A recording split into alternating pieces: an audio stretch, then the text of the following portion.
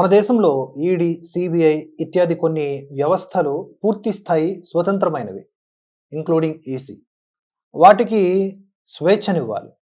అవి ఏమన్నా అనుమానాలు వ్యక్తం చేసినా, సమన్లు జారీ చేసినా, ఆదేశాలు జారీ చేసినా మనం పాటించాలి తూచా తప్పకుండా. ఎప్పుడో అరుదుగా మరీ తీవ్రమైన అనుమానాలు ఉంటే తప్ప క్వెషన్ చేయకూడదు. కానీ ఈ దేశంలో ఈడీ, సిబిఐ ప్రతి దశలో సవాళ్లను ఎదుర్కొంటూనే ఉంది. కొన్ని రాష్ట్రాల్లో సిబిఐ ఏకంగా బ్యాన్ చేయబడింది. అయితే ఈడీ విషయానికి వస్తే ఈడీ వర్సెస్ సుప్రీంకోర్టు నడుస్తున్న సంగతి మనకు తెలిసిందే. ఎందుకు అంటే సుప్రీంకోర్టు సీనియర్ న్యాయవాదులైన అరవింద్ దాతార్, ప్రతాప్ వేణుగోపాల్లకు సమన్లను జారీ చేసింది ఈడీ. ఎందుకు అంటే మనీ లాండరింగ్ ఆరోపణలు ఉన్నాయన్నమాట వీళ్లపైన. కేర్ హెల్త్ ఇన్సూరెన్స్ లిమిటెడ్కు సంబంధించిన ఈ సలహాలతో అరవింద్ వేణుగోపాల్ సహకరించారు అన్నది ఈడీ ప్రధాన అభ్యంతరం.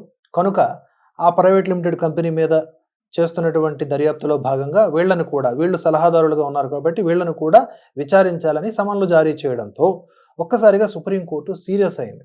సుప్రీంకోర్టులో ఉన్నటువంటి న్యాయవాదులందరూ కూడా తీవ్ర నిరసన వ్యక్తం చేశారు. మమ్మల్ని క్వశ్చన్ చేస్తారా మీరు, మాకు సమన్లు పంపిస్తారా అని. మనం ఇదివరకు కొన్ని వీడియోల్లో చెప్పుకున్నాం. ఈ దేశంలో కొంతమంది చట్టానికి అతీతం, వాళ్ళు మై లార్డ్స్.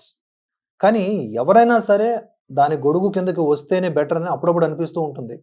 అలాగే ప్రజలకి న్యాయ వ్యవస్థ మీద నమ్మకం ఉండాలంటే ఆ మాత్రం స్వతంత్రత, స్వేచ్ఛ ఉండాలని కూడా అనిపిస్తూ ఉంటుంది. కానీ ఈ కలియుగంలో ఎవరిని నమ్మడానికి లేకపోయింది. వార్త ఏంటంటే సుప్రీంకోర్టు సీనియర్ న్యాయవాదులైనటువంటి అరవింద్ దాతార్, ప్రతాప్ వేణుగోపాల్లకు జారీ చేసిన సమన్లపై బార్ ప్రతినిధుల నుంచి వెల్లువెత్తిన నిరసనతో ఈడీ వెనక్కు తగ్గింది.